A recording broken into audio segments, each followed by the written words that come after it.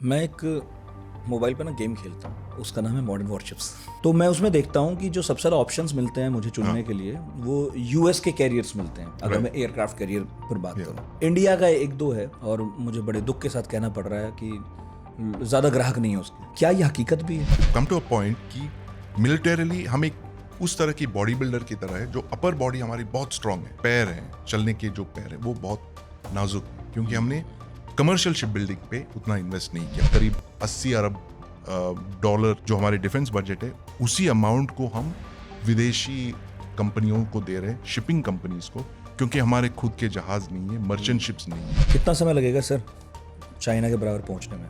क्योंकि हमें तो सबसे ज़्यादा खतरा उसी से। Very late in the game we have come to this realisation कि हमें हमारे खुद के शिप्स चाहिए। We can not be number 22 in the list of ship building तो नेशन। महाशक्ति कैसे बनेंगे? तो जहाज हम विदेश तक खरीद रहे हैं, आप बता रहे हैं आर्मी के लिए भी हम बाहर से ही चीजें ले रहे हैं अभी तो, और नेवी में आप कह रहे हैं कि अभी तो सोचना भी शुरू नहीं हो रहा। नेवल चीफ, हमारे जो नेवी चीफ है पार्टी साहब, उनके टेबल पे शायद एक बटन होगा कि वो बटन के ऑन करते ही पाकिस्तान जो है मैरीटाइम से एक लैंडलॉक कंट्री बन जाता। सोच सकते कि 1000 साल जब हमने वॉरशिप बिल्डिंग बंद कर दिया तब हम गुलाम हो। सबसे बड़ी जो वीकनेस है वो है अंडर वाटर डोमेन। हमने केवल 6 सबमरीन ऐड किए, जबकि हमें 24 सबमरीन चाहिए। हम तो जानते हैं जैसे कि 2025 में तो दुनिया एक्चुअली रामायण नहीं है, दुनिया महाभारत। इंडियन ओशियन की बात करें तो यहाँ वाकई दबदबा किसका है?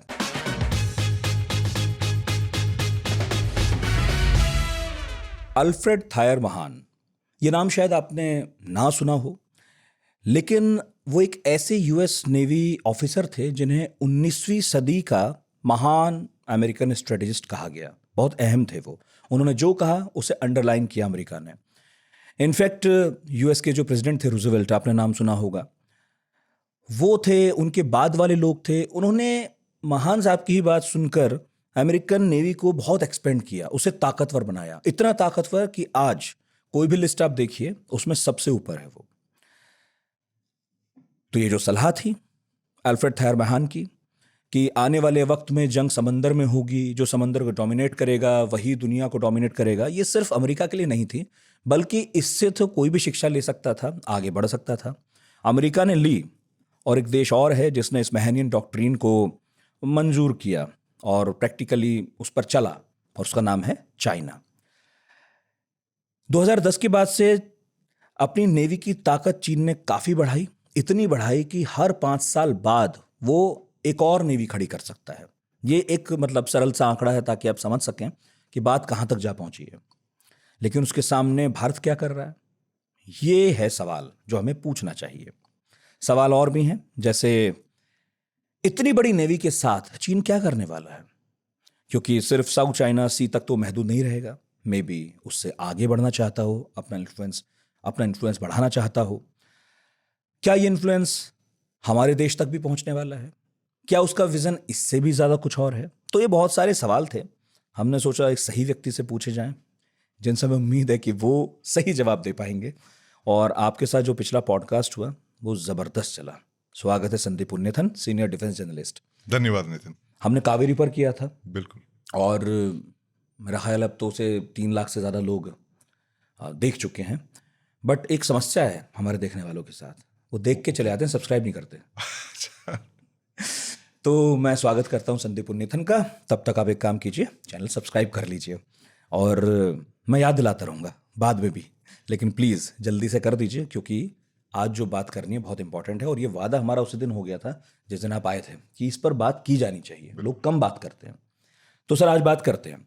मुझे ये बताइए कि आज अगर हम ये इंडियन ओशियन की बात करें, वो ऐसा समंदर है जो हमारे देश के नाम पर उसका नाम है, तो यहाँ वाकई दबदबा किसका है? क्योंकि हम तो बचपन से ही समझते आए हैं कि अगर उसका नाम इंडियन ओशियन है तो फिर हम ही हैं वहाँ। Very good question Nitin. ये सबसे पहली बात जो है कि आज के दौर में इंडियन ओशन जो है दुनिया का सबसे महत्वपूर्ण समुंदर है। इससे ज़्यादा महत्वपूर्ण और कोई समुंदर नहीं है, क्योंकि यहाँ पर इंडिया है। दुनिया के सबसे 2 बड़े इकोनॉमीज, जो 2 बड़े सबसे ज़्यादा बड़े मुल्क हैं, वो यहीं पर है। इंडिया है और चीन है, और अमेरिका भी है। कई सालों से इधर अमेरिका ने अपने बेसिस बनाए हैं, उनके वॉरशिप्स यहीं पे है। तो अगर आपने ऐसे इस सवाल को मैं दो तरह से इसका जवाब दे सकता हूँ। एक जो है रीजनल नेवीज में सबसे पावरफुल जो नेवी है वो इंडियन नेवी है, उसमें कोई डाउट नहीं, कोई संदेह नहीं है। एक्स्ट्रा रीजनल नेवी जो है यहाँ पर जिनका सबसे ज़्यादा इन्फ्लुएंस और पावर है वो है यूनाइटेड स्टेट्स। सबसे पावरफुल नेवी है और ये उन्होंने एक अच्छे सोच समझकर एक रणनीति बनाई है। 50 साल से भी ज़्यादा उन्होंने यहाँ पे बहुत सारे बेसिस खड़े किए। जैसे कि आपको याद होगा बहरीन में उनकी बेस है। 5th फ्लीट जो है उनकी यहाँ पर है, तैनात है इंडियन ओशन रीजन में। डिएगो गार्सिया नाम की एक आइलैंड है मॉरिशस के पास, इंडियन ओशन बिल्कुल बीच में, एक बहुत विशाल एयरक्राफ्ट कैरियर की तरह वो वहीं पे परमानेंटली पार्क्ड है। और इंडियन ओशन में अमेरिकन वॉरशिप्स, शिप्स, सबमरीन्स आते जाते रहते हैं। तो मोस्ट पावरफुल एक्स्ट्रा रीजनल यानी बाहर के मुल्क की जो अगर नेवी की आप बात करोगे वो है यूएस नेवी। और आगे चलकर चीन जो है पीपल्स लिबरेशन आर्मी नेवी, वो आके यहाँ पे अपना स्वे काम करना, ये एस्टैब्लिश करना चाहती है कि वो दुनिया का सबसे पावरफुल नेवी बनना चाहती है। और उनका इट्स ऑल वेरी ऑब्वियस कि वो इंडियन ओशन में भी उनका ये पावर होगा, इन्फ्लुएंस होगा और कंट्रोल होगा। तो मतलब मैं ठीक कह रहा था कि अगर उसके पास इतनी बड़ी नेवी है तो सिर्फ साउथ चाइना सी तक तो नहीं रहने वाले, वो उससे आगे बढ़ना चाहते होंगे। उनका एक बहुत ही एक सोचा समझा एक प्लान है कि फेज 1 में वो पहले वो जो उनके देश के पास वाले जो ओशंस है, फर्स्ट आइलैंड चेन जो बोलते हैं, उसको वो कंट्रोल करेंगे। फिर धीरे धीरे चल के सेकेंड आइलैंड चेन पे वो कंट्रोल करेंगे। सेकेंड आइलैंड चेन यानी कि जापान, गुआम वगैरह से जो है, और फिर धीरे चल के थर्ड आइलैंड चेन तक वो पहुंच जाएंगे। बाहर के जो आइलैंड्स हैं वो ये चाहते हैं कि वहाँ पर सिर्फ पीएलए नेवी रहे, बाहर के कोई नेवीज नहीं आ सकते जैसे कि यूएस नेवी।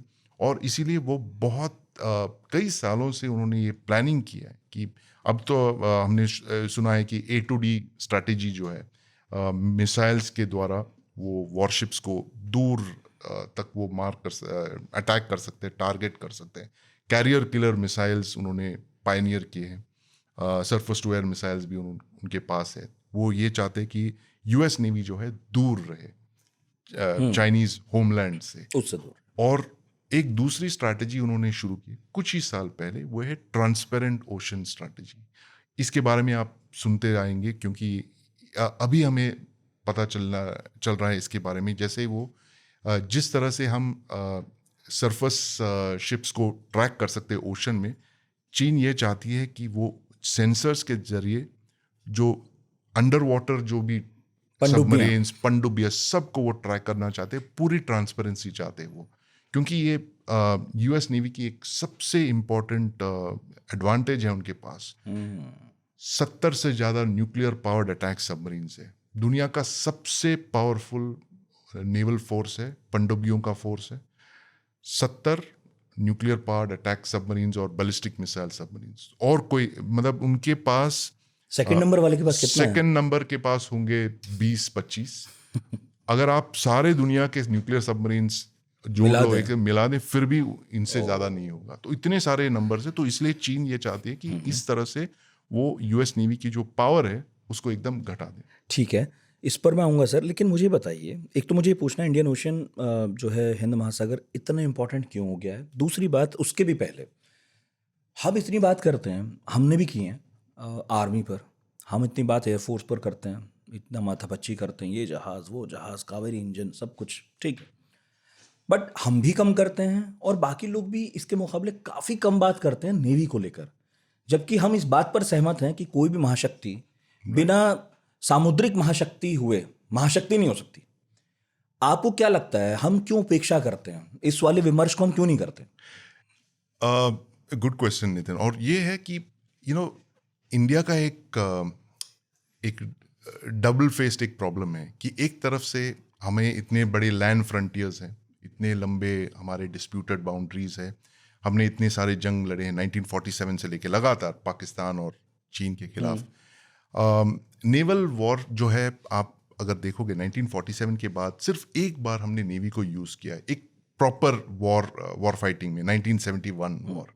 बस एक जंग के बाद हमने 50 साल से ज़्यादा नेवी को वॉर फाइटिंग में यूज़ नहीं किया। हमने कॉन्फ्लिक्ट टर्मिनेशन के लिए यूज़ किया कि हमने पाकिस्तान को सिग्नल किया, देखिए अगर आपने और एस्केलेट किया तो हमारी नेवी आके कराची से आ जाएंगे, कराची से अटैक कर देंगे या मकरान कोस्ट पे अटैक कर देंगे। तो उस तरह के हमने यूज़ किया, लेकिन ऑफेंसिवली एक ही बार हमने यूज़ किया।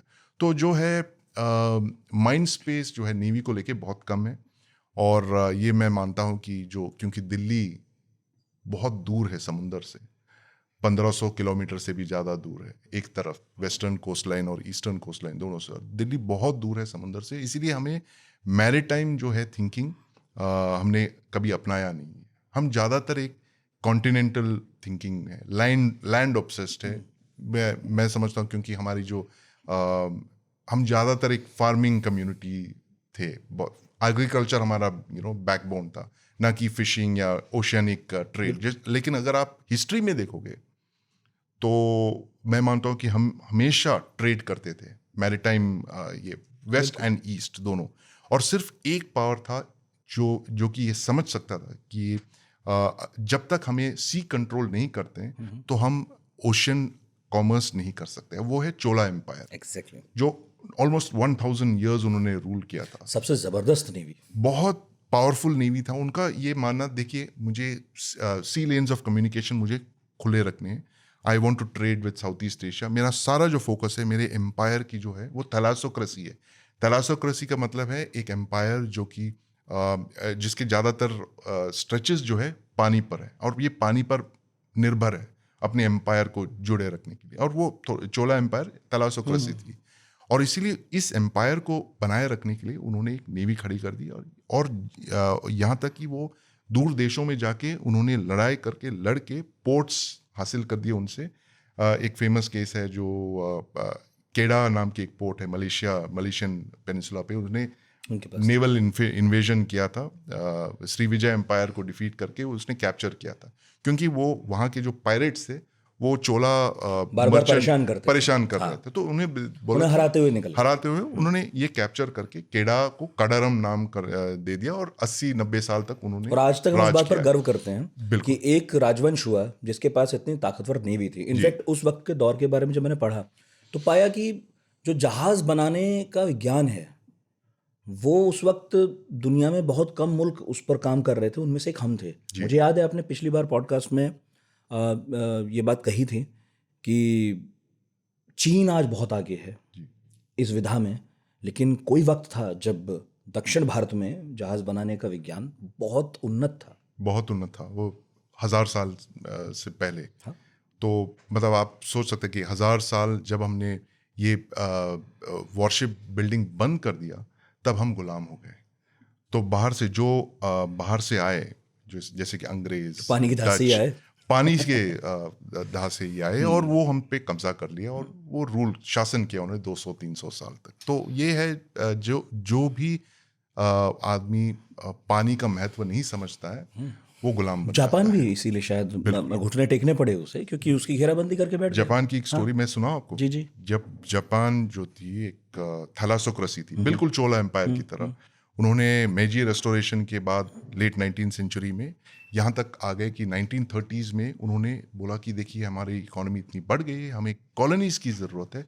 तो उन्होंने कॉलोनीज एक्वायर करना शुरू किया। जैसे चाइना में, वो चीन में पहुंच के उन्होंने कैप्चर किया, मंचूरिया उन्होंने कैप्चर किया, वहाँ पे बहुत बड़ी आर्मी थी उनकी। कोरिया भी थे वो, कोरिया नॉर्थ और पूरे कोरियर पेनिनसुला को उसने पकड़ लिया। और फिर जब उनको लगा कि देखिए हमें और आगे बढ़ना है, लेकिन यहाँ पे तो सोवियत यूनियन है, हम कुछ ज़्यादा ये नहीं कर सकते। उन्होंने ट्राई किया था, एक कोशिश किया था, लेकिन वो बुरी तरह से उनको मार भगाया गया सोवियत आर्मी ने।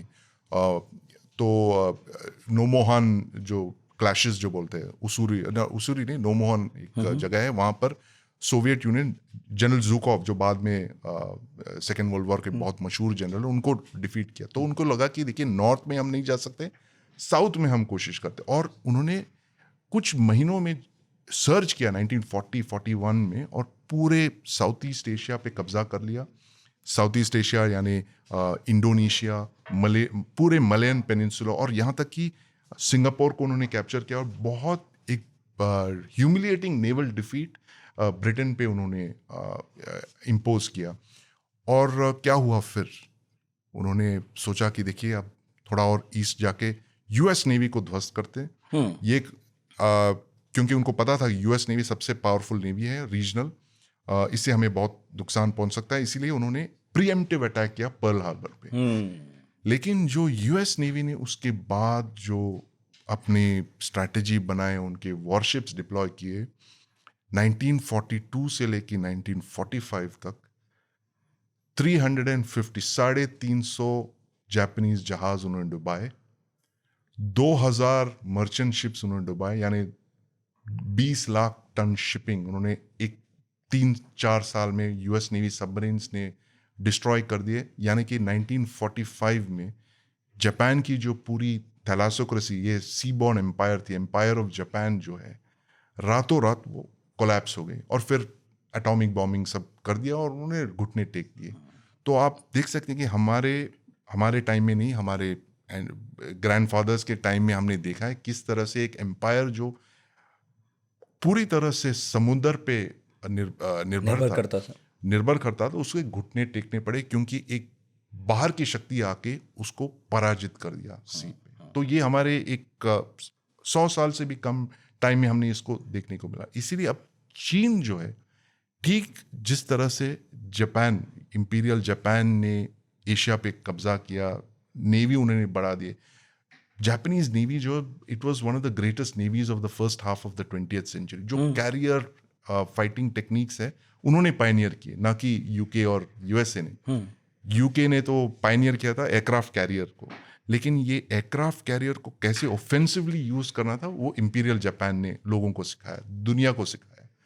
तो अब चीन जो है ठीक इसी मुकाम पे पहुंचना चाहती है जहां पे इंपीरियल जापान थी ऑलमोस्ट 100 years बैक, लेकिन जापान की जो गलतियां हैं वो नहीं करना चाहती। इसीलिए वो ये सारी जो स्ट्रैटेजीज है, यूएस नेवी को कैसे दूर रखे, अंडर वाटर डोमेन अवेयरनेस की जो ट्रांसपेरेंट ओशन स्ट्रैटेजी है, A2D जो है, जिससे एंटी शिप मिसाइल्स को पोजीशन करके उनको दूर रखे, ये वो स्ट्रैटेजी अपना रही है। और मेरा दूसरा सवाल, इंडियन ओशियन इतना इम्पोर्टेंट क्यों है? इंडियन ओशन इतना इम्पोर्टेंट क्योंकि पर्शियन गल्फ जो है, सऊदी अरेबिया, ऑयल प्रोड्यूसिंग, सबसे इम्पोर्टेंट ऑयल प्रोड्यूसिंग कंट्रीज जो अरेबियन पेनिनसुला, अगर अरेबियन पेनिनसुला यहाँ नहीं होता तो शायद ही इतना इम्पोर्टेंट होता इंडियन ओशन। और फिर कॉमर्स जो है, जापान से लेके चाइना से लेके एक सी लेन्स ऑफ कम्युनिकेशन जो आप देखते हैं मलाका स्ट्रेट से, एवरी डे 1000 शिप्स निकलते हैं वहाँ से। तो आप समझ सकते हैं कि एक बहुत ही एक इम्पॉर्टेंट, दुनिया की जो इम्पोर्टेंट इकोनॉमिक लाइफलाइन है इंडियन ओशन। और सी बेड को आप देख लीजिए, सी बेड से सारी जो पूरी दुनिया की इंटरनेट है वो जो है केबल से ही तो आते हैं, वो केबल सी बेड पे है। तो सी बेड पे ऑयल और गैस भी ड्रिल करते हैं। सऊदी अरेबियन पेनिनसुला में से ऑयल एंड गैस है। कॉमर्स जो है हमारे, आप इंडिया का ही देख लीजिए, 90% हमारा जो कॉमर्स है वो ओशियानिक कॉमर्स है बाय वॉल्यूम। वैल्यू से देखेंगे तो अब 65% जो है बाय वैल्यू ओशियनिक कॉमर्स है। तो हम पूरी तरह निर्भर है ओशन पे। बिजी समुद्री सड़क है ये। बिल्कुल, it is the global highway of the world, Indian ocean. इसीलिए हर कोई यहाँ आना चाहता है और अपने आप और ये गारंटी चाहता है कि जो धंधा चल रहा है वो चलता रहे उसके हित में। बिल्कुल। और बाहर बीच में हमेशा ऐसे कोई वार्निंग सिग्नल्स आ जाते हैं और मैं बहुत ही एहसानमंद हूँ ऐसे शक्तियों का जो हमें अपने वार्निंग सिग्नल देते रहते हैं। वॉर टाइम मैरीटाइम कॉमर्स की याद दिलाते हैं कि भाई आपकी कॉमर्स जो है it will always depend on safety of the seas. आपको हमेशा सेफ, आपकी जो इकोनॉमी है without safe sea lanes of communication बढ़ नहीं सकती। और ये मैं हुतियों की बात कर रहा हूँ जो यमन में बैठ के पिछले 3 साल कर देते हैं आराम से। रेड सी को उन्होंने बिल्कुल बंद कर दिया। उन्होंने बोला देखिए हम इन जहाज़ों को जाने नहीं देंगे क्योंकि हमें लगता है ये वेस्टर्न ब्लॉक से अलाइंड है। तो तब 3 साल पहले हमारी आंखें खुल गई दोबारा इंडिया में, और हमें इस बात का एहसास हुआ कि 95%, 90 से भी ज़्यादा परसेंटेज जो हमारे इंपोर्ट और एक्सपोर्ट है वो फॉरेन जहाज़ों पर जा रहे हैं। और हम हर साल हमारे डिफेंस बजट की इक्वल पूरी जो डिफेंस बजट करीब 80 अरब डॉलर जो हमारे डिफेंस बजट है, उसी अमाउंट को हम विदेशी कंपनियों को दे रहे हैं, शिपिंग कंपनीज को, क्योंकि हमारे खुद के जहाज़ नहीं है, मर्चेंट शिप्स नहीं है। तो हम ये सारा जो, क्योंकि हमने इन्वेस्ट नहीं किया हमारे जहाज़ों पर, तो जब हूती अटैक्स शुरू हो गए तो हमें पता लग गया, देखिए हम तो बुरी तरह से डिपेंडेंट है अब फॉरेन देशों पर। अगर कल कोई ऐसा देश आ जाए बोले कि देख हमने भारत पे सैंक्शंस लगा दिए, कोई शिपर शिपिंग लेन वहाँ नहीं जाएगा, कोई कंपनी वहाँ बिजनेस नहीं करेगा, तो हम क्या करेंगे? हमारे खुद के भी जहाज़ नहीं है, तो बस हम माल खरीदेंगे, लेकिन उन्हें लाने वालों को जहाज नहीं कोई जहाज़ नहीं होगा।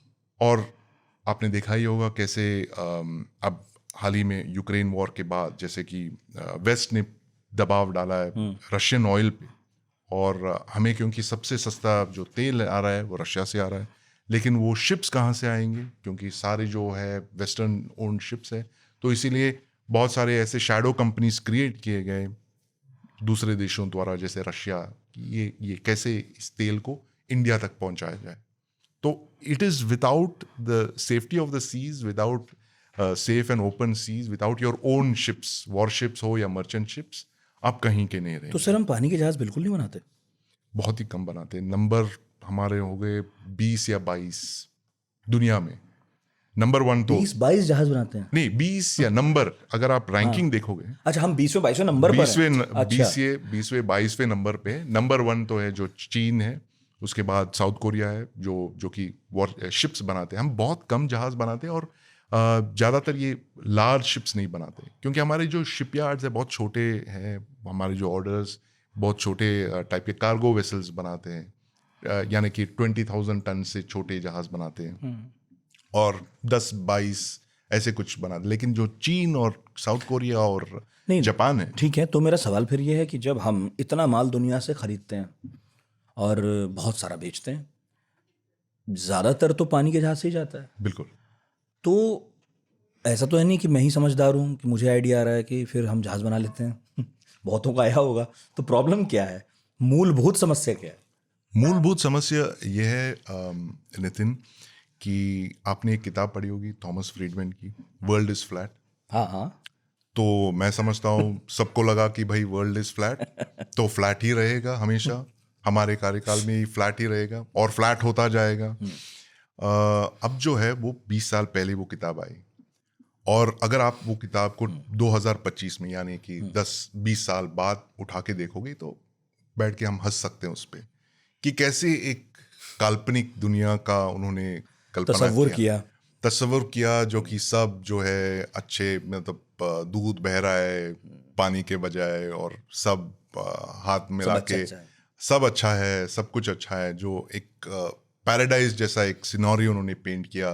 चीन में सामान बन रहा है, अमेरिका को आ रहा है, एक्सपोर्ट हो रहा है, अमेरिकन इंजीनियर्स वहाँ जा रहे हैं। सो मतलब पूरा एक जो ग्लोबल विलेज को जो काल्पनिक पिंक है सब, बहुत ही रंगीन चित्र उन्होंने पेंट किया। लेकिन हम तो जानते हैं जैसे कि 2025 में तो दुनिया एक्चुअली रामायण नहीं है, दुनिया महाभारत है, और हर देश जो है दूसरे देश से लड़ रहा है, जूझ रहा है, वह चाहे वो रॉ मटेरियल्स के ऊपर हो, क्रिटिकल मिनरल्स को लेके हो, रेयर अर्थ्स हो, शिपिंग को लेके क्यों ना हो, दवाइयाँ, हर कुछ जो है वेपनाइज हो रहा है। और जो थॉमस फ्रीडमैन की जो कॉन्सेप्ट, जो ग्लोबल फ्लैट अर्थ, जो कि नंदन नीलकनी ने उनको दिया था, हमारे बहुत ही प्रसिद्ध व्यक्ति हैं नंदन नीलकनी जी, IT रेवोल्यूशन के बहुत फ्रंट रनर हैं, उन्होंने उनको दिया था क्योंकि उनको सूट करता था उस वक्त ये नैरेटिव बनाना। लेकिन अगर आप आज के दौर में 2025 में ये बात करोगे, तो the facts don't support it. Russia अपना खुद का काम कर रहे हैं, इजराइल अपना कर रही है, यूनाइटेड स्टेट्स का तो आपको पता ही है क्या कर रहे हैं, वो डील्स कर रहे हैं सबके साथ, वेपनाइज कर दिया उन्होंने ट्रेड को। और इस डर के माहौल में जैसे हमारे जैसे डेवलप्ड कंट्रीज, जो डेवलपिंग कंट्रीज जो हैं, जो कि चाहते हैं कि देखिए हमें 2047 तक एक डेवलप्ड नेशन स्टेटस तक पहुंचना है, हमारे पॉपुलेशन को हमें लिफ्ट करना है आउट ऑफ पॉवर्टी, तो हमारे चॉइसेस तो बहुत छोटे हो गए ना. Then you have to figure out कि boss I can not be held hostage. ये इसने मेरे ये रेयर अर्थ्स पकड़ के रख लिए, इसने मुझे बोला कि यहाँ से तेल नहीं खरीद सकता है, ये बोल रहा है कि तू तो बहुत एक्सपोर्ट कर रहा है, टैरिफ का बहुत पैसा कमा रहा है, थोड़ा और पैसा निकालो 50.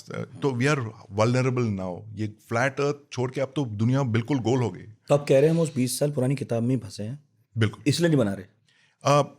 एक्चुअली हमें लगने लगा था अबाउट 3 years बैक कि ये जो माया थी वो फ्लैट अर्थ वाला ही, वो धीरे धीरे हटने लगा था. और जैसे कि हमने गवर्नमेंट स्कीम्स में देखा, सरकार की जो माइंडसेट है वो चेंज होने लगी. जो आत्मनिर्भर भारत की जो बात कर रहे हैं, it is actually a realisation 5 साल पहले कि we have to do everything on our own.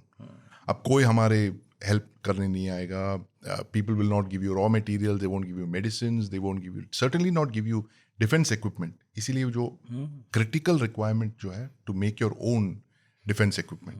मतलब पहले तो ये करना कि सिर्फ एक ही देश से हथियार ना खरीदें, बिल्कुल बाकियों डाइवर्सिफाई. से भी लें, और फिर दूसरा ये करना कि इस बीच अपने यहाँ बनाना शुरू कर दो और वो Yes. बेचने वाले बनो, खरीदने वाले नहीं. यस. तो एक्चुअली नितिन, जैसे आपने पूछा ये क्वेश्चन जो है, वाई हमने क्यों नहीं सोचा, बिकॉज इट वाज कन्वीनियंट उस वक्त. और हमारी जो, अगर आप वॉरशिप, आप शिप बिल्डिंग के 2 पहलू हैं. एक तो है military ship building, worship building, और दूसरे जो है merchant ship Commercial. Building, commercial building. ये हमने बहुत ज़्यादा फोकस वॉरशिप बिल्डिंग पे दिया, क्योंकि दैट इज ऑफ कोर्स, आपको आत्मनिर्भर बनना है, there is no other option. और मर्चेंट शिपिंग में लोगों का कमर्शियल इंटरेस्ट है, अरे यार इससे लेंगे, उससे लेंगे, सस्ते में ले लेंगे. वाई, अगर हम अपने खुद के बनाने लगेंगे इतना पैसा लग जाएगा, इतनी हमें इंफ्रास्ट्रक्चर खड़ी करनी पड़ेगी, एंड सस्ते में ले लेंगे, चीन से लेंगे, साउथ कोरिया से लेंगे. But now we have realised कि we come to a point कि मिलिटरीली हम एक उस तरह की बॉडी बिल्डर की तरह है, जो अपर बॉडी हमारी बहुत स्ट्रांग है, लेकिन जो लोअर बॉडी हमारी, जो इकोनॉमिक वाले हैं, हमारे जो पैर हैं, चलने के जो पैर हैं, वो बहुत नाजुक है, क्योंकि हमने कमर्शियल शिप बिल्डिंग पे उतना इन्वेस्ट नहीं किया, जो अब कर रहे हैं. मतलब सिर्फ डंबल उठाने से नहीं चलेगा, दौड़ना भी पड़ेगा भाई. दौड़ना भी पड़ेगा. और इसलिए अभी हमने देखे बहुत सारी स्कीम्स आए गवर्नमेंट के, उन्होंने शिपिंग को एक इंफ्रास्ट्रक्चर के तौर पे उन्होंने मानने लगाया. They are giving a lot of tax breaks to ship builders. We are trying to revive, जो हमें बहुत पहले करना चाहिए था. सही है. बड़े प्लेयर्स कौन से हैं सर, इस बीच बता दीजिए. सबसे बड़े प्लेयर्स जो हैं 3 हैं, चीन, कोरिया और जापान. ओके, ये बना रहे हैं. बिल्कुल. और हमारे यहाँ कौन कौन बना रही कंपनियां? हमारे कंपनीज तो बहुत छोटे कंपनीज हैं, they are all small shipyards. तो सरकारी भी लगी है. Shipping corporation is actually a line. There are a lot of shipyards, लेकिन बहुत छोटे लेवल के हैं.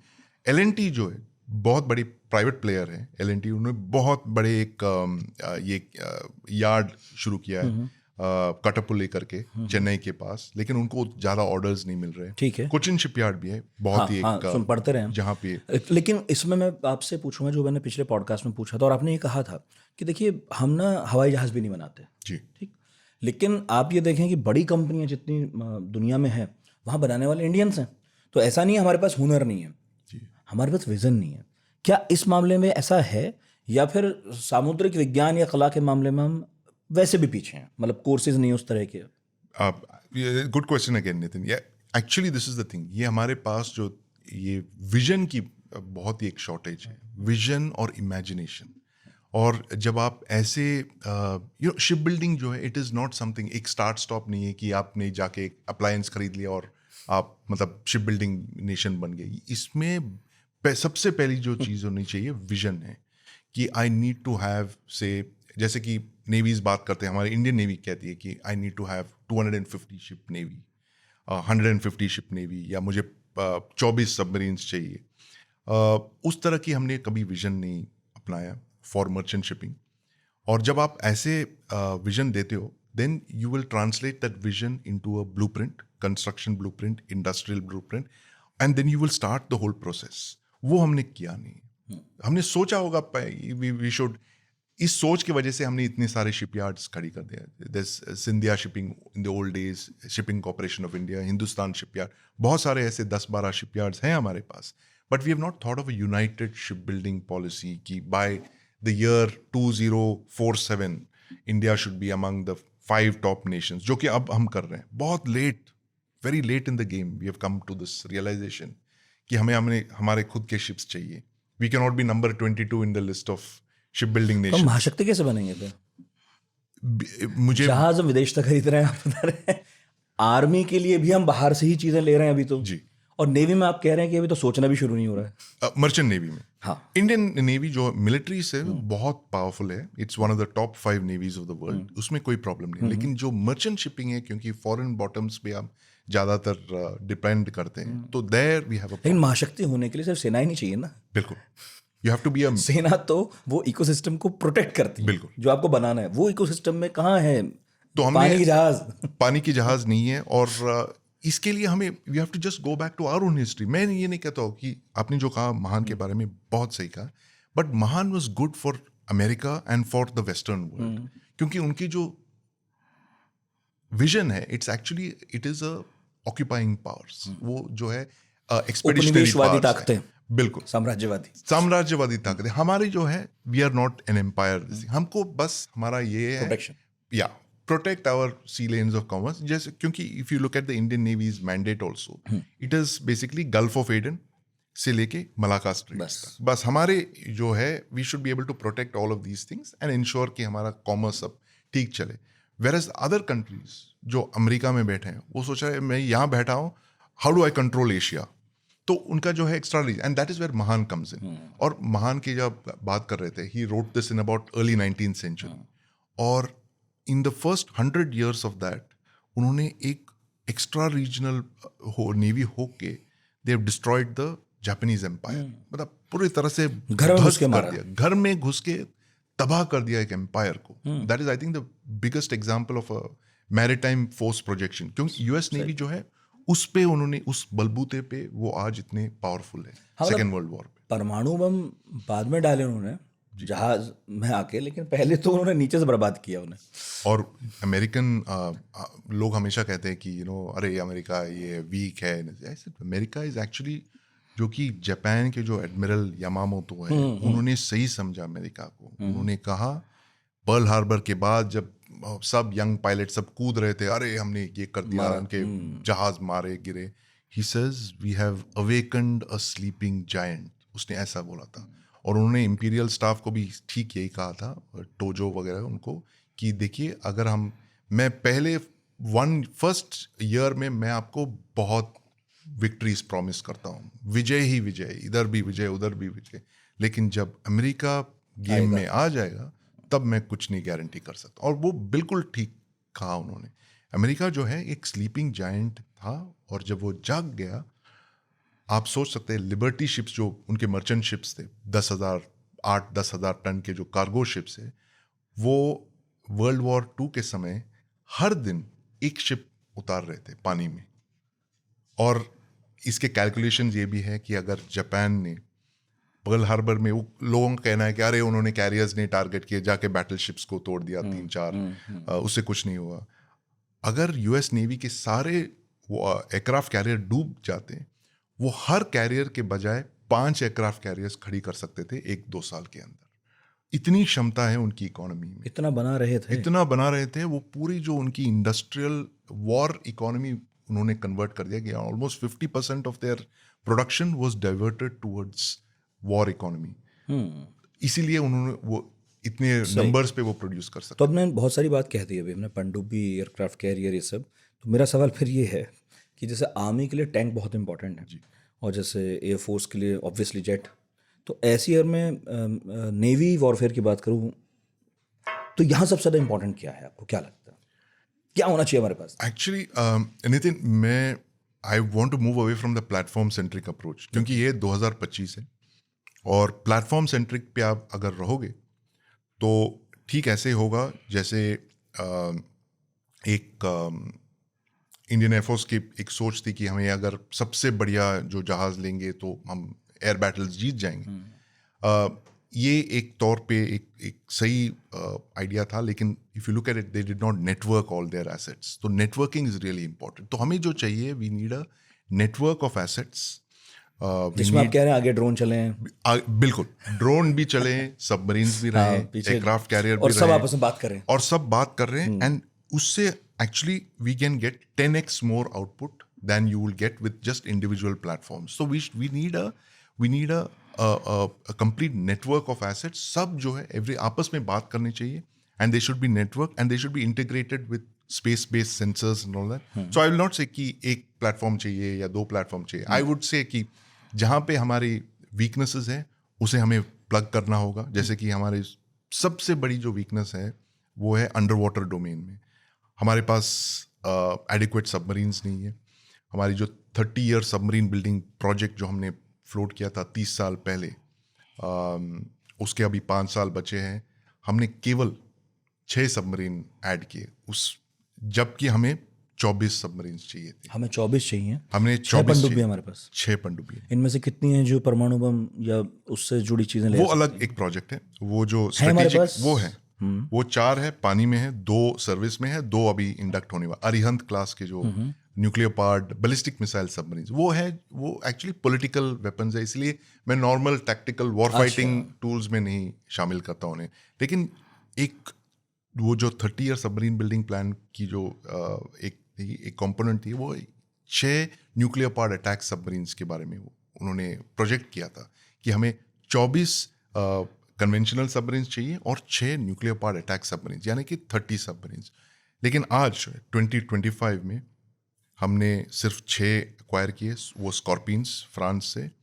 हमारे बहुत सारे प्लान्स है, यहाँ से लेंगे, उससे कोलैबोरेशन करेंगे, टाई अप करके हम और 6 और निकालेंगे. लेकिन ये जो programme it is gone very slow. Nuclear powered attack submarines कुछ बना नहीं रहे अभी. 2 हमने ऑर्डर किए, वो शायद आएंगे 10-15 साल बाद. और इन द इंटरिम हमारे पास कुछ नहीं. तो नेक्स्ट 10 years एटलीस्ट हमारे पास कोई नई एक्विजिशंस मैं देख नहीं रहा हूँ. At least what will be built indigenously.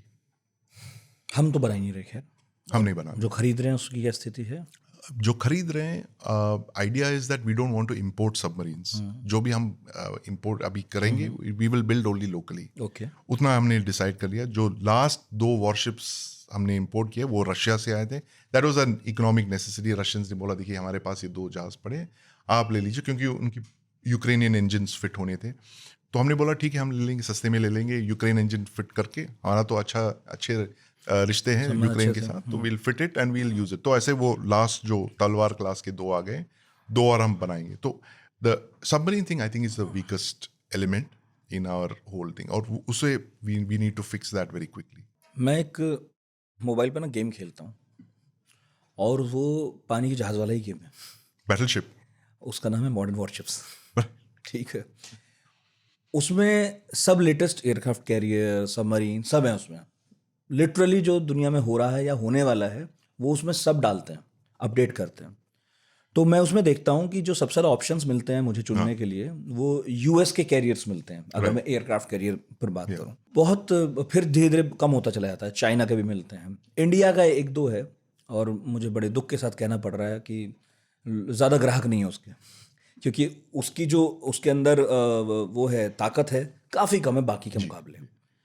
क्या ये हकीकत भी है? If you compare our carriers to foreign carriers, जो यूएस कैरियर है बहुत ही अंडर पावर्ड, अंडर इक्विप्ड है. क्योंकि एक मैं कंपैरिजन देता हूँ, it's not a fair comparison, क्योंकि हमने एक्चुअली चूज़ किया कि हमारी कैपेसिटी, हमारे बजट्स के अनुसार हम इतना ही कर सकते हैं. जितनी हमारी रजाई है जो उतना ही हमने, जितनी चादर है उतने में ही हमने काट दिया अपने कैरियर्स को भी. जो हमारी कैरियर्स हैं उनके डिस्प्लेसमेंट है 40,000 टन्स, 45,000 टन्स. और इसका मतलब है कि रफली जो ये कहते हैं कि कैरियर की सबसे बड़ी जो पावरफुल, ये इट्स ओनली अ प्लेटफॉर्म. उस पे जो जहाज, हवाई जहाज उड़ते हैं, that is the main this thing, force multiplier. जी. सो रफ एस्टिमेट जो है, it's about for every 1,000 tons you have 1 aircraft. जो इस पे जो है हमारे विक्रांत, देयर आउटस्टैंडिंग शिप्स, जो विक्रांत क्लास की जो शिप्स है, लार्जेस्ट इंडिजिनस एयरक्राफ्ट कैरियर. आपने हाल ही में देखा होगा, प्राइम मिनिस्टर मोदी वहाँ पे थे for Diwali with the troops. 45,000 ton है, लेकिन उसकी जो हवाई जहाज है बहुत कम है. They are not more than 20 और 30 फाइटर जेट्स और हेलीकॉप्टर्स. तो इसीलिए they are not able to project power. वो फ्लीट एयर डिफेंस कर सकते हैं, यानी कि जब एक फ्लीट जा रही हो ओपन ओशन में, they can protect all the ships, उनको मतलब फाइटर एयरक्राफ्ट है, they can carry out anti submarine missions and all. लेकिन अगर आपको एक मैरीटाइम नेबर को जाके अगर आपको थ्रेटन करना हो, लड़ना ही उसको पड़ेगा, लड़ना हाँ। पड़ रहा हो या फोर्स प्रोजेक्ट करना हो, then you need a larger number of aircraft sorties generate करने के लिए। That the only country in the world जिसके पास ये क्षमता है is the United States, क्योंकि उनकी जो aircraft carriers है they are almost 100,000 tons, यानी हमारे aircraft carrier के मुकाबले डबल दुगने साइज के हैं।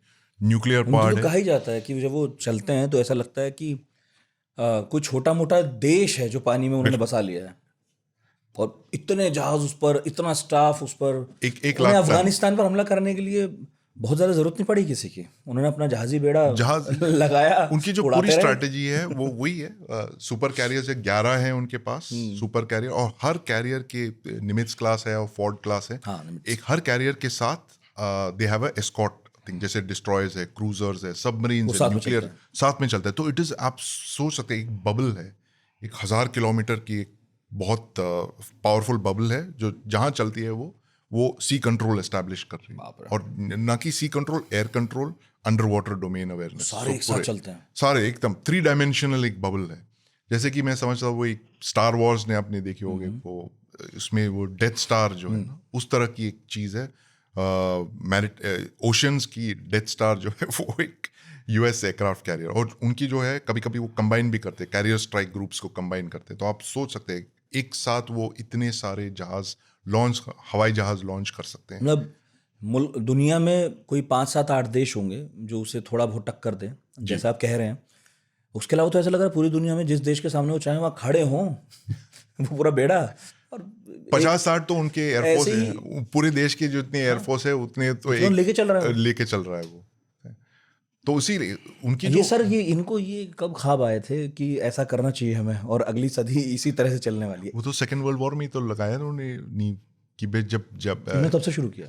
तब से शुरू किया। जापानी भाई ने जो इनोवेट किया, अमेरिकन ने बोला तो बहुत बढ़िया है यार, हम ना तो इनको तोड़ेंगे लेकिन उनका स्ट्रैटेजी भी अपना लेंगे। आओ भाइयों, तो मैं बहुत आता है ना इंजीनियरिंग। उन्होंने बनाने, उनके जो पहले आज तक नहीं मुक्त हुए जापानी इस मामले में, तो वो अपना कुछ बना नहीं सकते, लेकिन जो बना रहे हैं वो यही यूज करते हैं। बिल्कुल, लेकिन वो सुपर कैरियर्स तो नहीं बना रहे। हाँ, वो जो that is all made by the US. लेकिन जो सेकेंड वर्ल्ड वॉर के आप कैरियर्स देखोगे तो रफली हमारे जो कैरियर्स हम ऑपरेट कर रहे हैं, विक्रांत क्लास, विक्रमादित्य, वो सेकेंड वर्ल्ड वॉर टाइप के लिए ठीक थे, 40,000 टन। आप कह रहे हैं ये जो हमारे पास अभी हैं जी, ये दूसरे विश्व युद्ध के लिए तो मुफीद थे, ठीक थे, बिल्कुल। और आज की जो 2025 80 साल बाद, in terms of tonnage displacement, fighter aircraft जो है, I mean they are 4th generation fighter aircraft जो हम कैरी कर रहे हैं, विक्रांत, जैसे रफाल आ रहे हैं, रफाल एम जो आ रहे हैं, बहुत ही almost 5th generation type, 4.5 generation fighter aircraft है। They are very capable, but the tonnage of the ship, that is the main problem. बहुत कम है। But a lot of there is एक अनदर स्कूल ऑफ थॉट है जो कहती है कि because of the preponderance of ballistic missiles, आपको इतनी बड़ी शिप में इन्वेस्ट नहीं करना चाहिए। You should have smaller carriers. और नेवी की जो अभी आगे चल के जो रणनीति है वो actually it's a 2-pronged approach. वो कह रहे हैं कि एक we will build a second Vikrant class जो कोचिन शिपयार्ड में बना रहे हैं, उसको हम बनाएंगे, और फिर फ्यूचर में 60-70 हज़ार टन की जो एक एयरक्राफ्ट कैरियर, विशाल उसको नाम दिया जा रहा है, विशाल क्लास, उसको हम डेवलप करेंगे ईमॉल्स के साथ, electromagnetic launch systems for aircraft, उसके साथ हम ये करेंगे। सो इलेक्ट्रोमैग्नेटिक, इसमें क्या होता है? ईमॉल्स यानी कि आप एयरक्राफ्ट कैरियर एयरक्राफ्ट को कैसे लॉन्च करती है, वो स्टीम कैटापुल्ट है। हाँ, हमारा जो है वो एक्चुअली एक कैटोबार है, जहाज को ऐसे, देसी में हिंदी में समझिए। आप एक्सपर्ट। ओके, सिंपल ये है कि आप एक फुली लेडन फाइटर जेट को कैसे लॉन्च करेंगे एक एयरक्राफ्ट कैरियर पे। एयरक्राफ्ट कैरियर पे। एयरक्राफ्ट कैरियर की जो टोटल साइज है 2 फुटबॉल फील्ड की, हाँ ठीक है, वो लंबा सा रहता है। हाँ, लेकिन बहुत कम है। तो ये जगह एक फुल फाइटर एयरक्राफ्ट को, फुली लेडन फाइटर एयरक्राफ्ट को टेक ऑफ करने के लिए भाग के जाता है। तो हाँ, तो उसको आप कैसे लॉन्च करोगे? एक जो है सोवियत टेक्निक जो हम यूज कर रहे हैं विक्रमादित्य और विक्रांत पे, वो है कि उस एयरक्राफ्ट को आप पकड़ के रखते हैं, वो पूरी जो है थ्रस्ट बना के फिर आप उसको छोड़ देते हो, तो वो एकदम अच्छा। अलग it just takes off from a ski jump. Okay.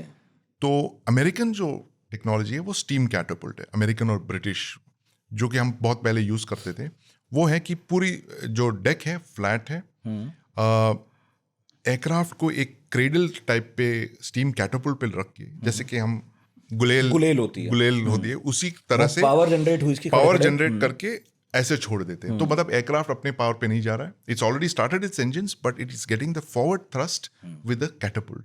तो अभी the US navy has decided कि अभी इमॉल्स करके इलेक्ट्रोमैग्नेटिक एक लॉन्च सिस्टम है which does not use steam. सबसे ये है कि एक पूरी तरह से fully laden 5th generation type aircraft जो 20-30 टन पूरा विद ऑल आर्मामेंट, सब भरा पड़ा है उसके पास, सब भरा बम सब है। आप इमॉल्स के थ्रू उसको लॉन्च कर सकते हैं at a very very economical rate. इतना स्टीम आपको जनरेट नहीं जितना वो करता है वैसा नहीं होगा, वो नहीं, बहुत ही इकोनॉमिकल ये। और चीन जो है बिल्कुल ये उन्होंने कॉपी कर लिया हमारे उनके अलग से एक उसमें क्या थर्ड होता है? एयरक्राफ्ट इसमें क्या होता है?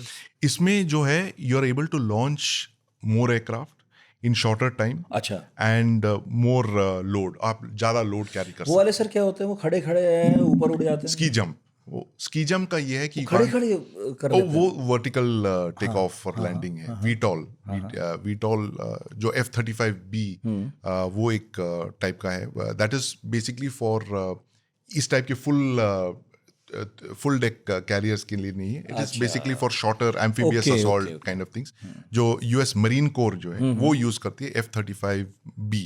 वो हल्के फुल्के उसके लिए, या but it's a good aircraft, but वो जो है it operates out of restricted environments. जो छोटे कैरियर्स हैं उनके एम्फीबियस असॉल्ट शिप से ऑपरेट करते हैं, वो शोर बेस्ड रन बेस से, जहाँ के उनको you don't need a full 2 kilometre long runway and all that. तो शॉर्ट इसके लिए हमारे पास है सब तामझाम, ये हमारे पास नहीं है बिकॉज हमने रिटायर कर दिया कुछ साल पहले। हैरियर्स हुआ करते थे, हमने जो इंपोर्टेड जहाज लिए थे हवाई जहाज यूके से, रॉयल नेवी के सी हैरियर्स हमने कुछ खरीदे थे एयरक्राफ्ट कैरियर के साथ, विक्रांत और विराट पे हम यूज कर रहे थे। जब ये दोनों पुराने रिटायर कर दिए, हमने एयरक्राफ्ट को भी रिटायर कर दिया।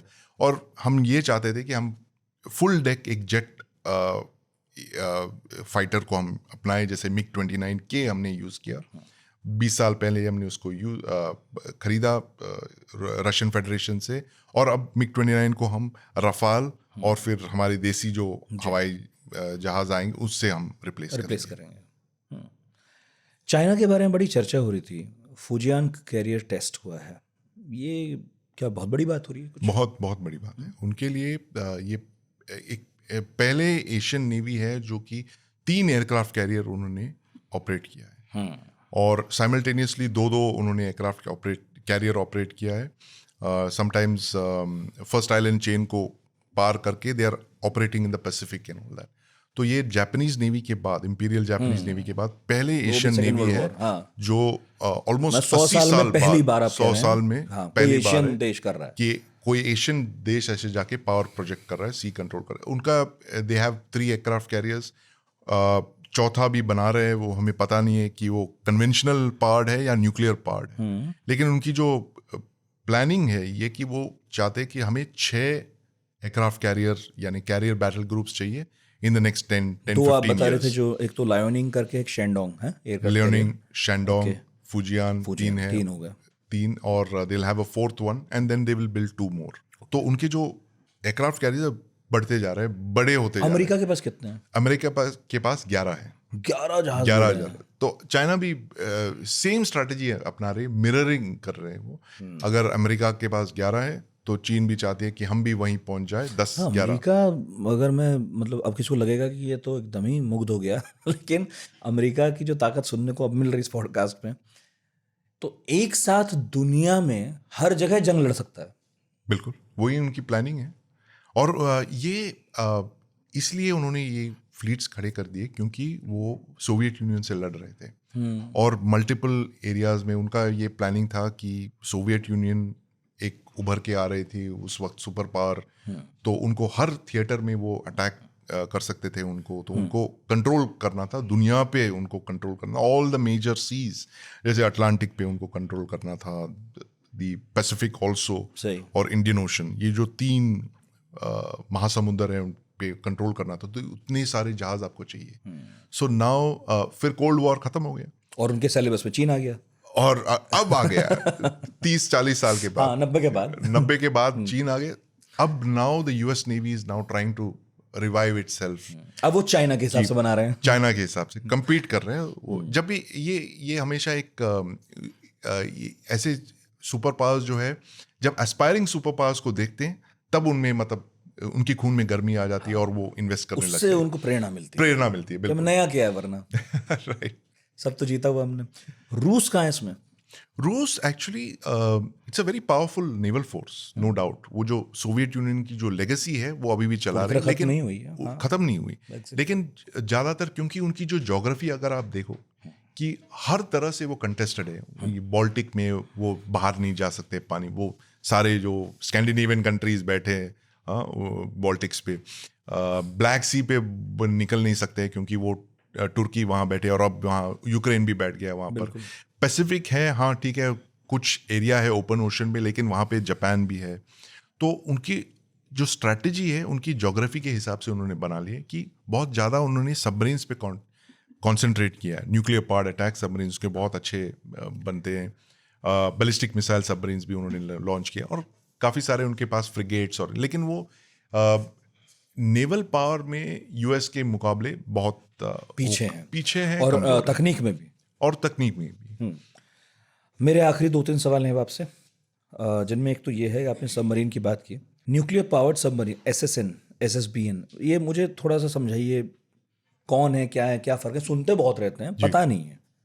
तो मैं एक इंडियन एयरफोर्स का एक उदाहरण देता हूँ आपको। ये न्यूक्लियर पावर्ड अटैक सबमरीन एक फाइटर जेट की तरह है, ठीक है। और ballistic missile submarine, nuclear powered ballistic missile submarine, वो एक बॉम्बर है, ओके। जो कि हमारे पास नहीं है। हम चाहते थे हम अक्वायर करें रूस से TU-142 और वगैरह उस टाइप की जो बॉम्बर्स हैं, स्ट्रेटेजिक बॉम्बर है। Nuclear powered attack submarine fighter jet की तरह बहुत हाई स्पीड करती है, अंडर वाटर इंटरसेप्टर, उनके तरह तरह के मिशंस करती हैं, और वो अंडर वाटर बहुत हाई स्पीड्स, कितनी तेज चलती हैं? 28 नॉट्स, 30 नॉट तक, मतलब kilometre, knots per hour, which would be 60 kilometres per hour under water.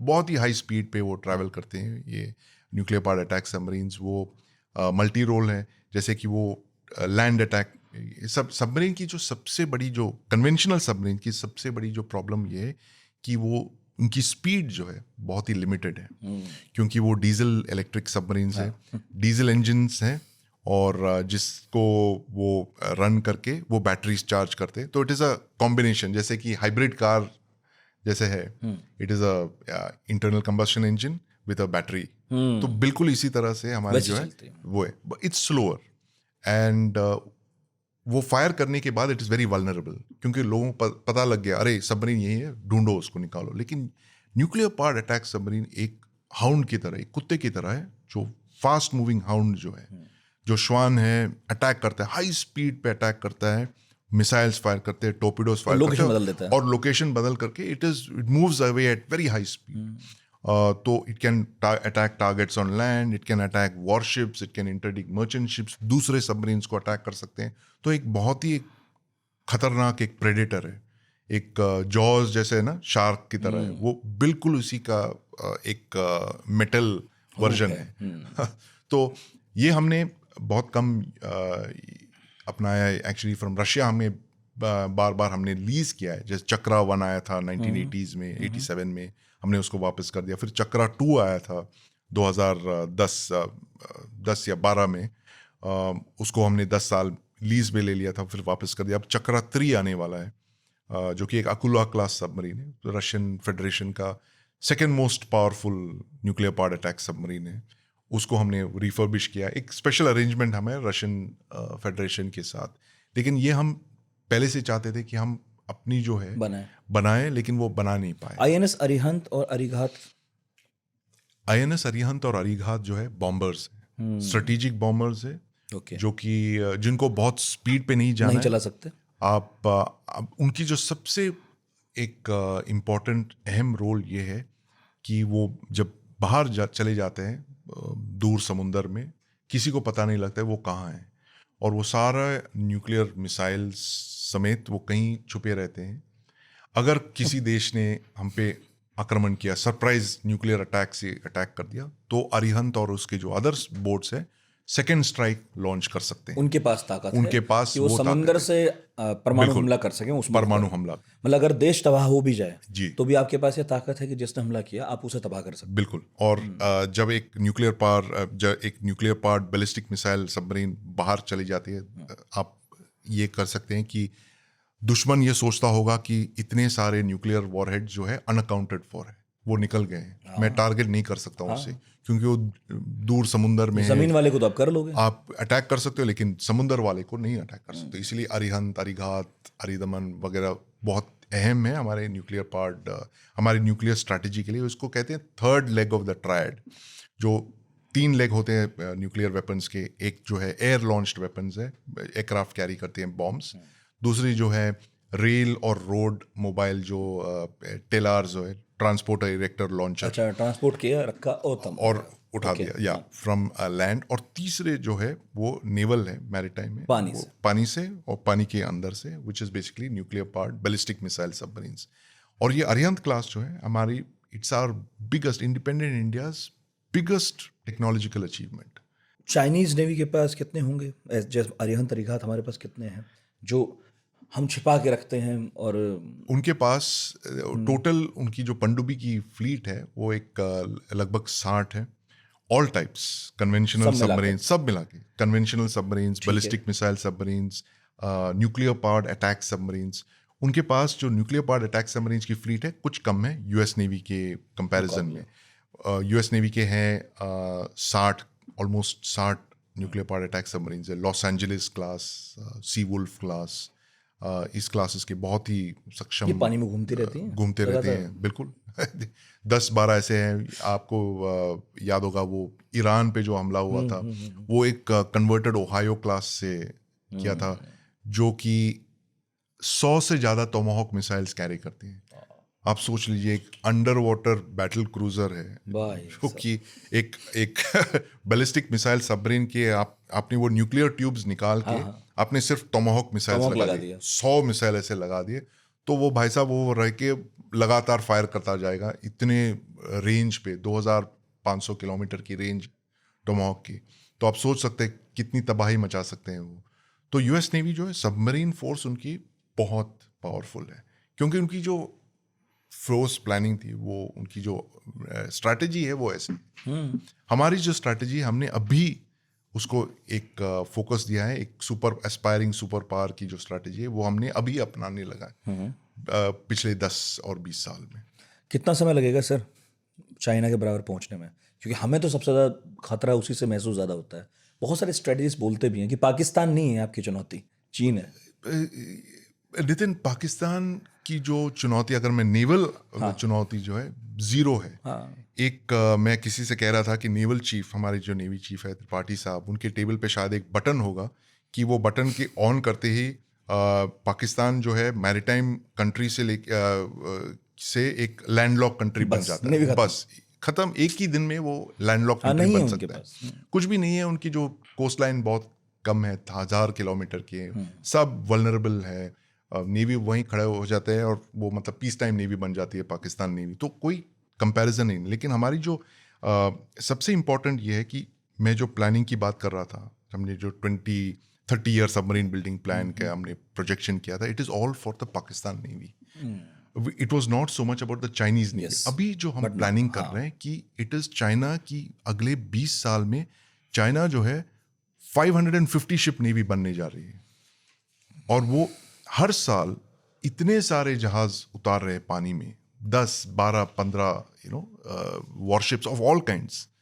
जितने टाइम में हम एक वॉरशिप बनाते हैं, 5 साल हमें लगते हैं एक डिस्ट्रॉयर बनाने में, उतने में वो 10 बना देते हैं। वो तो इंडस्ट्रियल स्केल पे बना रहे हैं, यहाँ तक कि मतलब यूएस को भी उन्होंने पीछे छोड़ दिया इन द नंबर। भी रहे हैं ना वो तो। बिल्कुल, वो उनके लिए भी बना रहे हैं, अपने लिए भी बना रहे हैं, और हमसे बहुत आगे हैं। तो वो हमसे बहुत आगे निकल चुके हैं। इसलिए बात सही है कि वो 5 साल में एक नेवी तैयार कर ले रहे हैं। बिल्कुल, क्योंकि वो उनको तो दुनिया को डोमिनेट करना है, और हमारा जो है हमारे इंडियन ओशन रीजन पे हम फोकस करना है. सो मुझे लगता है कि we should not try and match the Chinese navy number for number. उनके 550 हैं तो हमें 560 तक पहुंचना है, ऐसा नहीं करना है.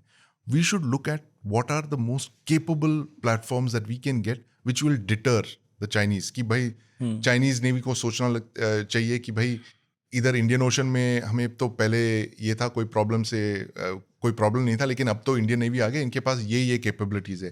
IACCS-2 जैसे कि उन्होंने शोर बेस्ड बैलिस्टिक मिसाइल लगा दिए, उनके वॉरशिप्स है, सबमरीन्स है.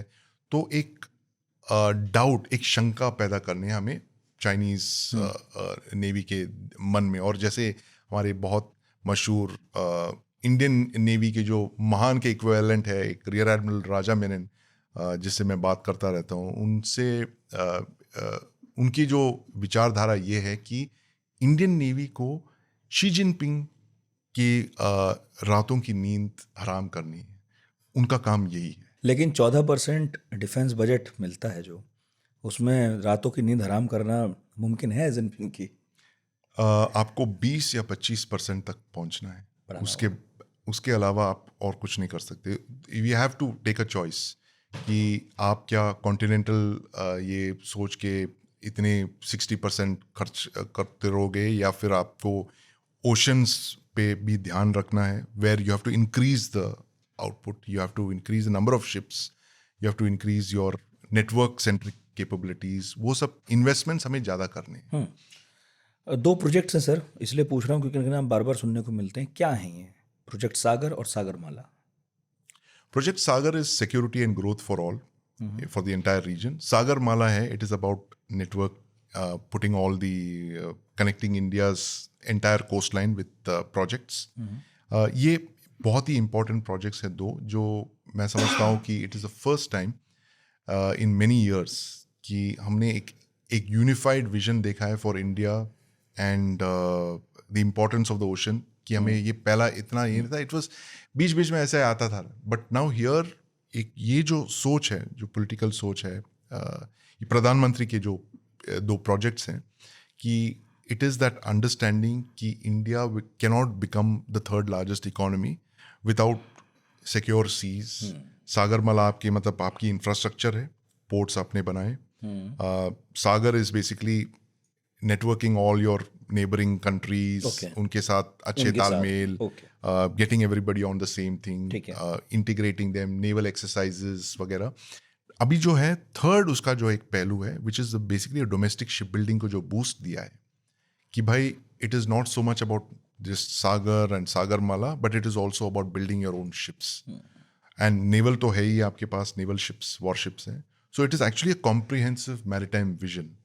तो इसकी एक्चुअली इफ यू आस्क मी, मुझे इससे महक आ रही है कि हम सोच रहे हैं बहुत काफ़ी वक्त लगा है हमें इस बात में सोचने के लिए. और जैसे कि मैं किसी एक गवर्नमेंट में मित्र के साथ ये वार्तालाप मैंने उससे पूछा कि हमारे पास इतने कम IAFS ऑफिसर्स क्यों हैं, कि उनका जवाब ये था कि हमें थोड़ी पता था कि हम ऐसे दुनिया का नंबर 3 देश बनने वाले हैं. हम इसलिए IAFS बहुत नहीं थे हमारे पास, बहुत नहीं थे, इसलिए ट्रेनिंग में कुछ खास नहीं होती थी जी. जो मैं बहुत सारे डिप्लोमेट्स आते हैं पॉडकास्ट, उनसे बात करता हूँ, कुछ भी नहीं होता था. 70-80 के दशक में कुछ नहीं था.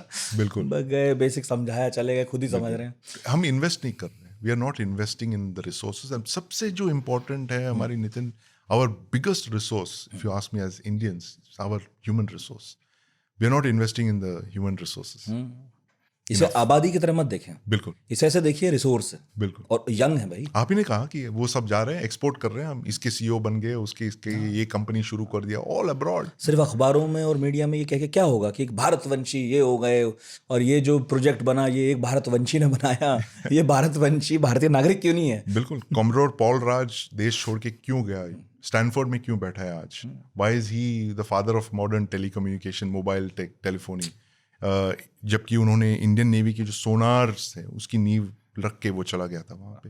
Why did we not retain him? That's a biggest question, कि आपने ऐसे इस तरह की जो ब्रेन ड्रेन है हमने कैसे परमिट कर. इसके लिए तो एक मंत्रालय अलग बनना चाहिए, कम से कम एक डिपार्टमेंट तो होना चाहिए. ब्रेन रिटेंशन मंत्रालय कुछ तो होना चाहिए. बिल्कुल होना चाहिए. ये actually is linked with all this ease of doing business और लोगों को अगर आप कैसे सर, रख सकते हो? पूरी दुनिया आइडिया पे चल रही है, बिल्कुल आइडिया ही चला जा रहा अमेरिका तो आप देख तो रहे हैं, आप बोल तो रहे हैं खुद ही कि जापान से सीखा यूएस ने, जी, बिल्कुल और हमारे ही लोग अगर अमेरिका के हाथ मजबूत कर रहे हैं, हम क्या नहीं दे रहे तो सोचना पड़ेगा। और मेरा ख्याल है ये सारी समस्या पिछले पॉडकास्ट में और इस पॉडकास्ट में ये समझ में आती है, विजन की और इंफ्रा की है। यस, विजन होगा तो इंफ्रा होगा, और फिर सब कुछ होगा, बनाने वाले भी, सोचने वाले भी, पैसा भी आई जाता है। और एक्सिक्यूशन, हाँ, एग्जीक्यूशन ऑब्वियसली उसका पार्ट है। Idea and execution. आइडिया तो सबके पास आते हैं, लेकिन execution is where I think we should be working very hard on. पैसे की कमी नहीं है। पैसे की बिल्कुल कमी नहीं है, but we are spending that money in a lot of other areas. So हमें एक्चुअली वी शुड फोकस कि what are the which will give us, जैसे कि अंग्रेजी में कहावत है, most bang for the buck. वहां पे हमें इन्वेस्ट करना है, एंड दिस इज नहीं, मैरिटाइम। एक आध दर और लगा दो हम पे, आप कोई बात नहीं लेकिन मजबूत करो जो मजबूत करने वाली चीजें हैं, क्योंकि ये बिजनेस के लिए जरूरी है। मेरा ये कहना है, हम लड़ने की तैयारी नहीं कर रहे हैं, बिल्कुल, हम इसकी तैयारी कर रहे हैं कि भाई इंडस्ट्री बढ़ेगी, पैसा भी आएगा। It is all about that. Nitin, आप जो पूछा था ना पहले कि why did we think like that, कि ये ग्लोबल फ्लैट अर्थ की सबसे बड़ी जो ये थी, ये कि हमें लगा कि हम सर्विसेज के बलबूते पे पावर बन जाएंगे, मैन्युफैक्चर करने की जरूरत नहीं है, we don't have to manufacture anything. And ship building is actually one of the core fundamental areas of manufacturing. अगर आप शिप बिल्डिंग नहीं है आपके पास, एक इंडस्ट्री नहीं है, इकोसिस्टम नहीं है, how can you become a manufacturing power? सही में भाई, पिछली बार मुझे बहुत दुख हुआ जब मुझे पता चला कि हम हवाई जहाज़ नहीं बना रहे, बिल्कुल भी सोच नहीं रहे। इस बार मेरा दुख दोगुना हो गया जब मैं सुन रहा हूँ, मतलब रिसर्च तो की ही थी कि पानी की जहाज़ भी नहीं बना रहे। नंबर 1 2 3 होना अलग बात है, शुरू तो करें, हम बनाए तो सही। क्या है जो आपके पास नहीं? आप कोई श्रीलंका नहीं हो कि छोटा देश है, छोटी इकोनॉमी है। आप कोई पाकिस्तान भी नहीं हो कि इंटरनली आपको समझ नहीं आ रहा है कि कौन सी सरकार आएगी, क्या होगा। आप एक स्टेबल डेमोक्रेसी हो भाई, और इतने सारे टैक्स पेयर्स हैं आपके पास। बिल्कुल, you're the largest, you're soon to be the largest economy, third largest in the world. बताइए, ये मेरा देश के नाम संबोधन है जो बड़े इस पॉडकास्ट में दुख, मतलब इतना सुनने के बाद, देखिए उम्मीद तो है मुझे, पर एक फ्रस्ट्रेशन तो होता है ना बिल्कुल, जब रियलिटी चेक मिलता है। हम तो यही सुन के बड़े हो रहे हैं कि हाँ हाँ भारत की सदी है अगली, लेकिन सदी को भारत अपनी बनाए, इसके लिए आप हर पॉडकास्ट में आके मुझे दुखी कर देते हैं नहीं, उम्मीद है अगले पॉडकास्ट में मैं कुछ अच्छी बातें करूंगा। फिर what do we talk about next? तो फिर आखिरी सवाल, प्रायोरिटी। अभी आपको क्या लगता है एज डिफेंस एक्सपर्ट, कि वैसे सवाल बहुत सारे बीच बीच में मुझे प्रोड्यूसर साहब ने पकड़ाए हैं, पर आप तो हमारे घर के ही आदमी हैं, फिर बुला लेंगे आपको। फिलहाल आखिरी सवाल ये कि आपको क्या लगता है डिफेंस एक्सपर्ट के तौर पर, पहले ये करो, फिर ये करो, और फिर ये करो? आप मैरिटाइम की बात कर रहे हैं? बिल्कुल, आज पॉडकास्ट उसी पे है। मैरिटाइम अगर मैं देखो, I think the government has done really well on the schemes that they announced. Ship building के लिए जो इंसेंटिव्स दे रहे हैं, बहुत पैसा खर्च कर रहे हैं। दैट विजन इज है, सबसे जो इम्पोर्टेंट ये है कि विजन आ गया है। अब वो विजन को कैसे इम्प्लीमेंट किया जाएगा, that is where they should be worried about. मैं वॉरशिप बिल्डिंग पे ज़्यादा फोकस नहीं दूंगा, क्योंकि वो तो ऑलरेडी 50 ईयर्स से चलता आ रहा है। The navy is really good at what it is doing, उनको पता है क्या करना है। बट ये जो है बहुत बड़ी डेफिशिएंसी है। अगर to give you an idea, 20 या 25 साल पहले we were talking about golden quadrilateral highways, ये when did that gather steam? Only very recently, 10 years back, जब आपने एक सही व्यक्ति को चुन के उस मंत्रालय में डाला। एंड नाउ चतुर्भुज योजना, मुझे याद, बिल्कुल सबको जोड़ दो, गोल्डन क्वाड्रिलैटरल। और अब हाईवेज अब बढ़ने लगे। You have got a person there, Nitin Gadkari जो है, he is a messiah of highways and roadways. हाँ, सारी आलोचनाओं के बावजूद वो एक तरफ है, लेकिन ये तो सच है कि हर हिंदुस्तानी कह रहा है भाई भले टोल टैक्स देना पड़ रहा है हमें, पर सड़क ठीक है, सड़क ठीक है। एंड बिल्कुल उसी तरह से, जिस तरह से हमने वो रोड रेवोल्यूशन हमने क्रिएट किया, हमें उसी तरह से अब merchant ship building, commercial ship building revolution चाहिए। And we have to give ourselves very hard deadlines कि अगर 10 साल में हमें यहाँ तक पहुँचना है, from number 22 we have to come within the first 5 in the world. इतने स्टिफ टारगेट्स करके, and you know once you get that merchant ship building industry going, तो ऑटोमेटिकली आपके बहुत सारे और प्रॉब्लम सॉल्व हो जाएंगे। रोजगार एंड अनएम्प्लॉयमेंट का ये हो जाएगा। It is basically, it is like a self defeating thing कि आप इन्वेस्टमेंट नहीं कर रहे हो शिपयार्ड्स पे, इसलिए रोजगार नहीं आ रहा है, क्योंकि ये नहीं आ रहा है, there is no technology, you are dependent on that. वो विशियस साइकिल को तोड़ के we have to get out of this thing. वही इकोसिस्टम बनता है भाई, Think कॉलेज like- बनते हैं, बिल्कुल। स्टूडेंट्स आते हैं और दुनिया से लोग आने लगते हैं सीखने, और आप सामान बाहर भी बेचते हो, फिर जहाज बाहर बेचते हो, और फिर आप कभी कभी ये भी कर सकते हो जैसे अमेरिका और चीन कर देते हैं हाँ। कि हमसे संबंध खराब करोगे, जहाज नहीं बेचेंगे तुमको। अभी आप कह ही नहीं सकते। और जैसे कि सिंगोल जो हमने चोला एम्पायर की जो सिंबल है, हमने जो मोदी जी ने उठाया था, मोदी जी ने उठा के पार्लियामेंट में रख दिया। हमें जब भी वो सिंगल दिखता है, हमें याद करना होगा कि हमें वो चोला जो सोच है, मैरिटाइम सोच है, उसे याद दिलाना है वाह सर, कि उसको कहाँ जोड़ा देखिए आपने। कि भाई देखिए 2 एम्पायर्स के सिंबल्स है वहां पर पार्लियामेंट में। एक जो है मौर्यन एम्पायर मौर्यन की एम्पायर, जो अशोक। चक्र है, अशोक चक्र है, और दूसरा जो है सिंगोल है, तो चोला एम्पायर है। ये एक जो है लैंड एम्पायर है, कॉन्टिनेंटल। दूसरी जो है वो मैरिटाइम एम्पायर है, थैलासोक्रेसी। हमें इन दोनों का एक कॉम्बिनेशन करना है, सिविल मिलिट्री फ्यूजन। तो जनरल राज शुक्ला की जो नई किताब आई उस पर वो बात कर रहे हैं, सिविल मिलिट्री फ्यूजन करके हमें जैसे चोलास की जो मानसिकता थी वो हमें अपनाना है और देश को आगे बढ़ाना है। सिर्फ गर्व करने से कुछ नहीं होगा, सीखना होगा चोलों से। बहुत बहुत शुक्रिया सर, आपने शुक्रिया फिर से वक्त दिया, और अगली बार बात करेंगे किसी और टॉपिक पर ज़रूर, क्योंकि मुझे लगता है बहुत सारे सवाल रह गए हैं, और मुझे ये भी लगता है कि इस पॉडकास्ट को सुनने के बाद पिछली बार की ही तरह कमेंट बॉक्स में बहुत सारे सवाल आएंगे, तो मैं इकट्ठे करूँगा और आपसे फिर मिलूंगा। धन्यवाद नितिन। मुझे उम्मीद है कि आपने चैनल सब्सक्राइब कर लिया होगा, मेरा वादा था मैं आपको याद दिलाऊंगा, नहीं किया हो तो फिर कर लीजिए। संदीप पुण्यथन, पहला पॉडकास्ट जब किया था हमने बहुत प्यार मिला, कावेरी इंजन पर था, वो भी सुनिएगा अगर नहीं सुना है। और आज मुझे उम्मीद है कि बहुत सारे सवालों का जवाब मिला होगा, और वाकई हंसी मजाक के बीच एक इम्पॉर्टेंट बात थी और सीरियस बात थी। हम और आप ज़्यादा कुछ ना भी कर पाएँ तो सवाल कर सकते हैं, और हमें अपने जहन में रखना चाहिए लगातार कि हमारी प्रायोरिटीज़ क्या होनी चाहिए। सिर्फ कहने से नहीं होता है, करने से होगा कि ये जो अगली सदी है, ये जो अभी करंट सदी चल रही है, वो हमारी हो। बहुत बहुत शुक्रिया इतने धैर्य के साथ सुनने के लिए। कमेंट बॉक्स खुला है, अच्छे बुरे सब कमेंट्स का स्वागत है। Thank you so much.